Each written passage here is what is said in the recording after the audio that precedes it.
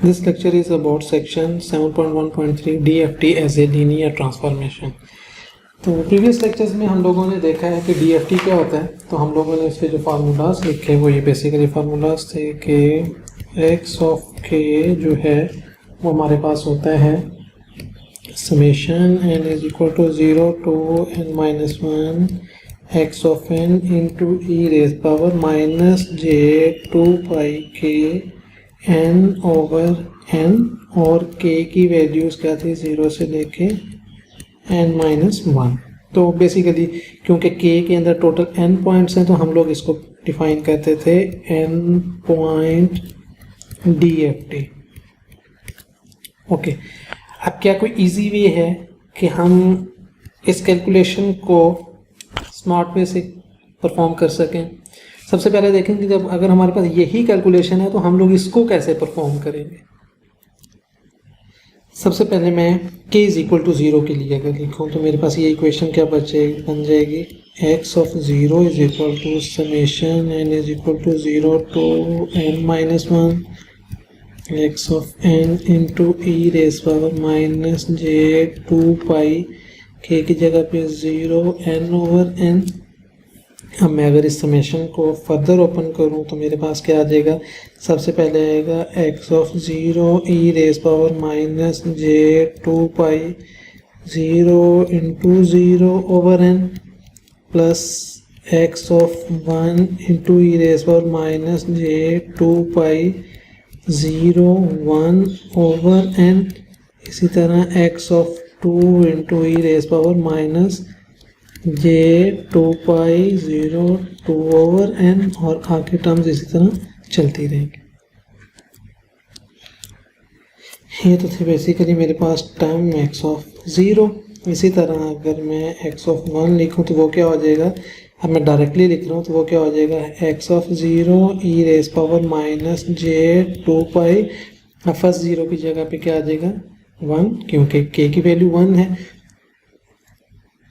n की जगह पे 0 over n plus x of 1 e raise power minus j 2 pi 1 1 over n plus x of 2 e raise power minus j 2 pi 1 2 over n। Same इसी तरह ये इसी तरह third के लिए करूँगा तो वो क्या हो जाएगा, x of 3 is equal to x of 0 e raise power minus j 2 pi 2 के लिए करेंगे वो हो जाएगा 2 0 over n plus x of 1 e raise power minus j 2 pi 2 1 over n plus x of 2 e raise power minus j 2 pi 2 over n plus.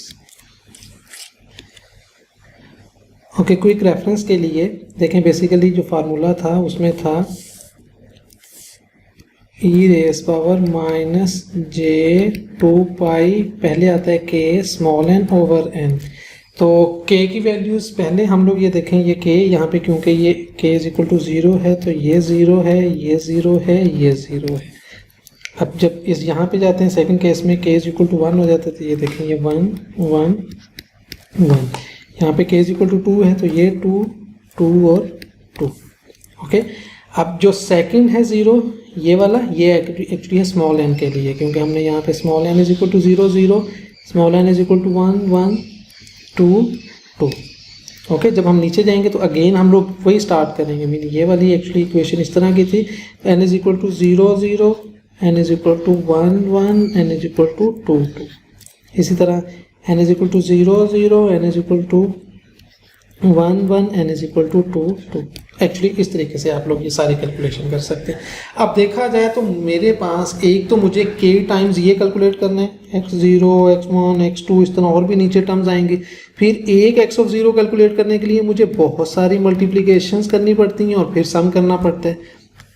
अब तो ये तो मेरे पास बहुत ज़्यादा कैलकुलेशन है। अगर सपोज मुझे n इज इक्वल टू 100 दे दिया जाए तो अब तो ये तो मैं 100 टाइम्स, एक तो मैंने 100 वैल्यूज़ कैलकुलेट करनी है, फिर हर एक वैल्यू के लिए फर्दर 100 टाइम्स मल्टीप्लिकेशन और समेशन करनी है, तो ये तो कैलकुलेशन बहुत हैवी हो जाएगी।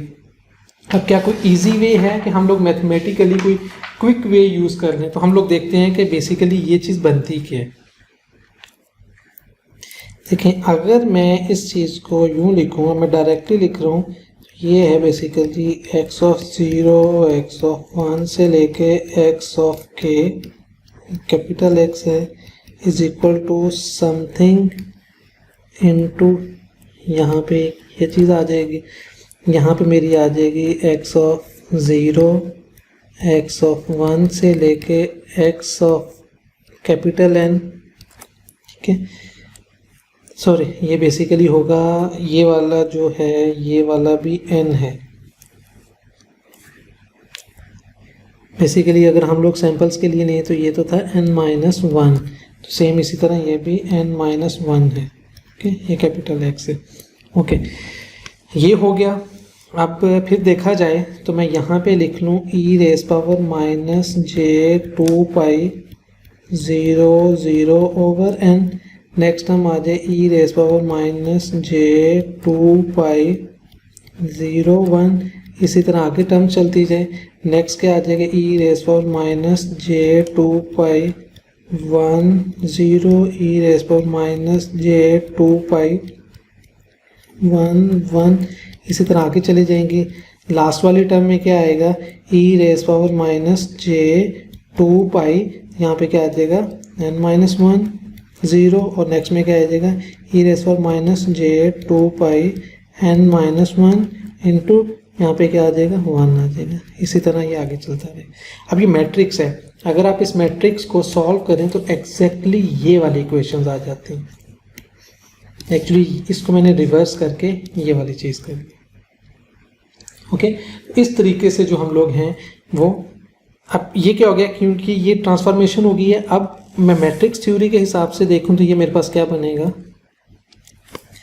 मैट्रिक्स के हिसाब से मेरे पास ये चीज़ बन गई है कि x of 0 x of 1 to x of n-1 is equal to एक ये मैट्रिक्स है। अब मैं क्योंकि बहुत ज़्यादा टर्म्स में लिख नहीं रहा, हम लोग आगे देख लेते हैं कि ये बेसिकली मैट्रिक्स में क्या होगा। तो ये क्या चीज़ आ गई है x ऑफ 0 x ऑफ 1 से x ऑफ n-1, ये क्या चीज़ है, ये बेसिकली आपका डिस्क्रीट टाइम सिग्नल है। जनरली हमारे पास यूँ होता है x of n is equal to, आगे कोई वैल्यूज़ होती हैं तो उसका जो फर्स्ट सैंपल है, सपोज मैं चलें यहाँ पे लिखता हूँ 1 3 4, आगे यूँ, ये है फर्स्ट सैंपल इसका, ये वाला यहाँ पे वैल्यू आ जाएगी, ये सेकंड सैंपल है, ये इसका थर्ड सैंपल है। जितने सैंपल्स होंगे वो x of capital n-1 actually ये यहाँ तक आ जाएंगे। ये आपके पास आपका डिस्क्रीट टाइम सिग्नल है। ये मैट्रिक्स जो है ये आपका फिक्स रहेगा।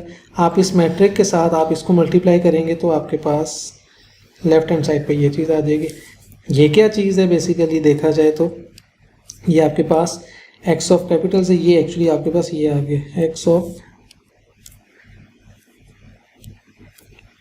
2πk ओवर n जो था, या जिसको हमने x ऑफ k से रिप्रेजेंट किया था, तो ये बेसिकली वो आ गया x of 0 mean k is equal to 0, k is equal to 1 और k इज इक्वल टू। तो आपने एग्जैक्टली जो आपने n पॉइंट DFT था वो वैल्यूज़ इस मैट्रिक्स थ्योरी से आपने कैलकुलेट कर ली। अब ये जो बेसिकली ये मैट्रिक्स है ये क्या चीज़ है, मैट्रिक्स बेसिकली मैं इसकी शॉर्ट फॉर्म लिखूं तो ये बेसिकली मैट्रिक्स की ये वाली फॉर्म बनती है।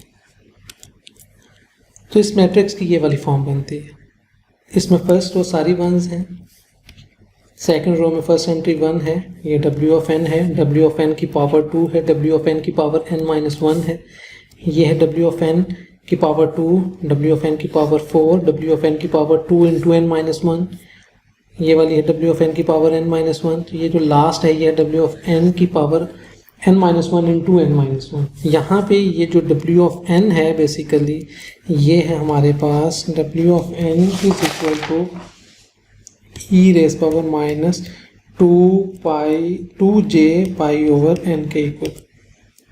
अगर आप उस मैट्रिक्स में इस मैट्रिक्स में ये वाली e का एक्सप्रेशन पुट करें तो बेसिकली जब आप जाएंगे तो आपके पास ये वाली ही सारी टर्म्स आ जाएंगी जो हमने यहाँ पे लिखी, ओके।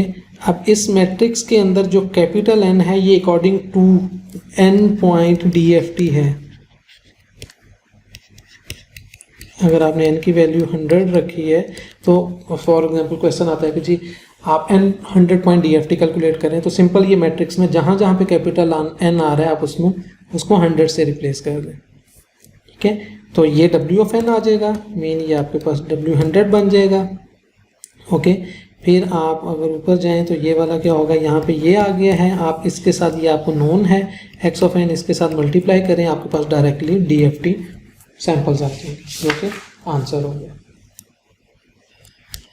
हम लोग सॉल्व करते हैं एग्जाम्पल 7.1.3। सपोज आपके पास x ऑफ n एक सिग्नल गिवन है, उसमें वैल्यूज हैं 0, 1, 2, 3। वो कहता है कि जी इसका DFT फाइंड करें। अब उसने नहीं दिया हुआ कि जी कितने पॉइंट का DFT फाइंड करें। अगर आपको ये चीज़ हो तो आप x ऑफ n के सैंपल्स काउंट कर लें। फॉर एग्जांपल यहाँ पे 4 है तो आप डायरेक्टली ही 4 पॉइंट DFT फाइंड कर लेंगे। ओके, अगर ये 5 सैंपल्स होते तो आप वेरी नेक्स्ट जो आपके पास नंबर बनता है इवन, आप वो वाला लेते। ओके, तो जनरली आपके पास नंबर जो है वो इवन ही होंगे।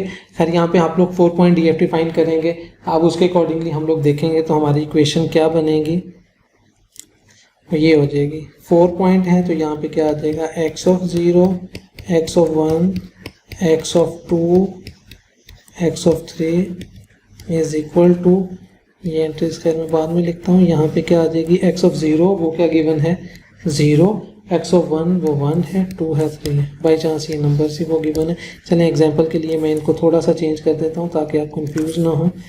अगर आपके पास ये होता 2 और ये होता 4 तो अब क्या हो जाता है कि ये भी 2 हो जाता और ये क्या हो जाता 4 हो जाता।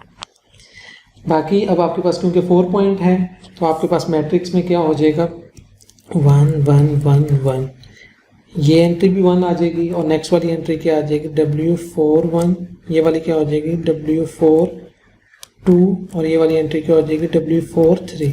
क्यों, एक्चुअली अगर आप ऊपर वाले टेबल पे जाएं तो ये किसके इक्वल आनी थी W4 n-1, तो वो क्या आ जाती है W4 3 आ जाती है। मैं एक्चुअली ये लास्ट वाली एंट्री लिखूं तो ये क्या हो जाएगी W4 n-1 3 इंटू 3, तो ये बेसिकली क्या आ जाएगी W4 9। ओके, इसी तरह बाकी एंट्रीज कर लें। अब ये क्योंकि आपको W का पता है, वैल्यूज पुट करें, इन दोनों मैट्रिसेस को मल्टीप्लाई करें, आपको डायरेक्टली ये वाला आंसर आ जाएगा। जब आप इसको देखेंगे तो ये आंसर क्या होंगे, आपके पास कॉम्प्लेक्स नंबर्स होंगे। x ऑफ k क्या होंगे, कॉम्प्लेक्स। डिटेल से हम लोगों ने देखा है कि आपके पास जो x ऑफ k आने चाहिए वो क्या आने चाहिए, कॉम्प्लेक्स ही आने चाहिए। अब अगर क्वेश्चन हो गया जी n पॉइंट DFT फाइंड करने के बाद आप इसका मैग्नीट्यूड और फेज रिस्पॉन्स भी फाइंड करें, तो हर कॉम्प्लेक्स नंबर का मैग्नीट्यूड फाइंड कर लें, उसको फिर k की वैल्यूज़ के लिए प्लॉट कर लें, तो आपके पास ये आ जाएगा।